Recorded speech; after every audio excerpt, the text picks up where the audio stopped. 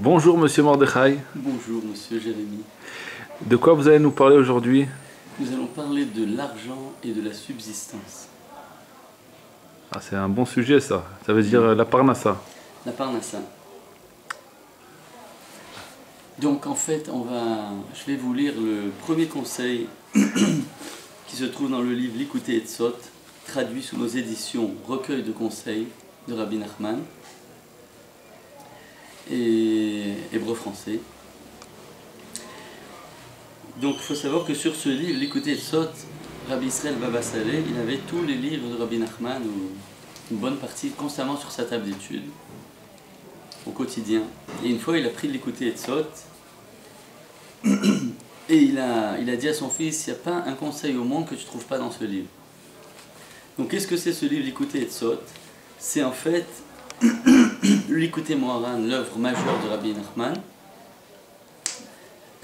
Donc Rabbi Nathan, il a fait un kitsur, il a condensé en fait les passages des Torot, il en a fait des paragraphes, après il a encore condensé encore plus, tout ça sur l'ordre de Rabbi Nachman, son maître, jusqu'à arriver au L'Ikouté Etzot, où il a carrément sorti les conseils pratiques de chaque enseignement, sans les versets, les développements de tout ce qu'il explique Rabbi Nachman dans ses enseignements.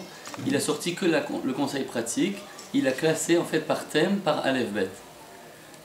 Voilà ce que c'est le L'Ikouté Etzot, vous pouvez donc le trouver en français.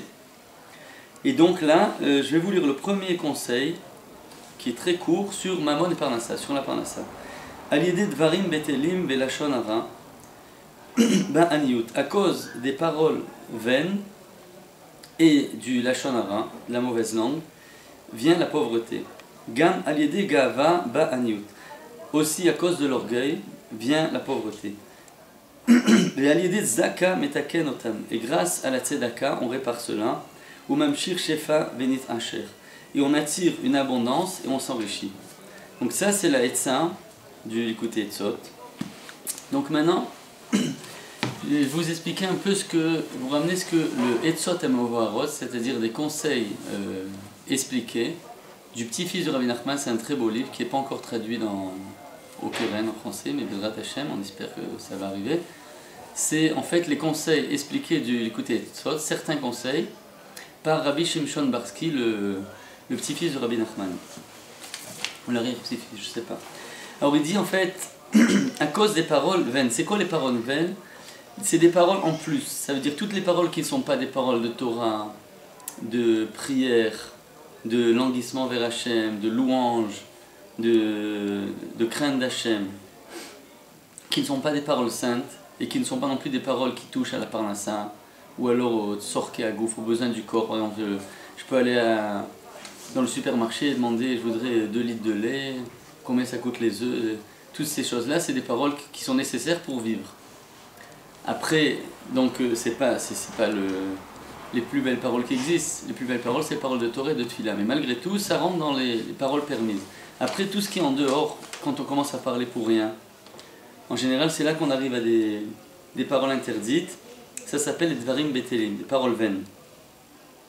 Et on arrive au Lashon Hara.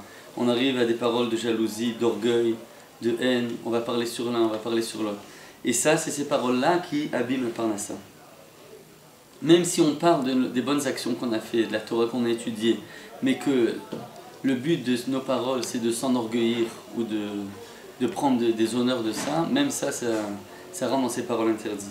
Et ça, c'est ce qu'il dit Rabbi Nachman, que ça amène la pauvreté, chazé shalom. Maintenant, on sait qu'il n'y a pas de pauvreté plus grande que la pauvreté du da'at. Il n'y a pas de plus grand pauvre que quelqu'un qui est pauvre de l'esprit. Quelqu'un qui ne connaît pas de Torah, qui ne connaît pas un petit peu sur le sens de sa venue dans ce monde. C'est la plus grande pauvreté qui existe. Malgré tout, vous savez que Rabbi Nachman, il est allé droit au but dans tous les sujets du monde.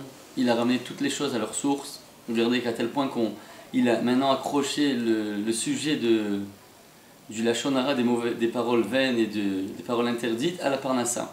Il a réussi à nous accrocher ça. C'est pas il s'est réveillé un jour, il dit ah tiens mais ça doit être. Il a été attrapé ça dans les mondes célestes et on sait que Béhémet. Donc celui maintenant qui fait attention à ses paroles, il va même s'enrichir comme on a dit au début. Donc c'est extraordinaire. C'est C'est pas un truc comme ça de désespoir, ouais, ça mène à la pauvreté. Non, on peut faire attention à nos paroles. Maintenant, malgré tout, parce qu'on peut pas s'empêcher souvent on tombe dans des paroles vaines, du lachon hara, il dit, il y a un tikkun, il y a une réparation, c'est la tzedaka. Donc maintenant, la tzedaka, il faudra aussi, pour réparer tout ça, faire une tzedaka authentique, c'est-à-dire une tzedaka pas pour les honneurs, pas pour s'enorgueillir de ça, pas pour faire bien, mais tout simplement parce que Hachem nous a ordonné de donner de la tzedaka. Maintenant, il faudra faire attention que le but aussi de cette tzedaka soit élevé, c'est-à-dire donner la tzedaka des pauvres méritants, si possible qu'on les connaisse, ou savoir que c'est vraiment des pauvres qui ont vraiment besoin et qui sont eux-mêmes des gens attachés à la Torah, et que ça va vraiment arriver au bon endroit, cette tzedaka. Ou alors pour imprimer les livres, d'après Rabbi Nathan, c'est la plus grande tzedaka qui existe, la tzedaka pour imprimer les livres ou diffuser les livres, encore plus les livres des tzadikim, parce que ces livres-là, ils amènent le cœur de l'homme à se réveiller, ils amènent la crainte d'Hachem dans son cœur, et ils amènent à ce qu'on appelle le Kiyum Torah, à pratiquer la Torah.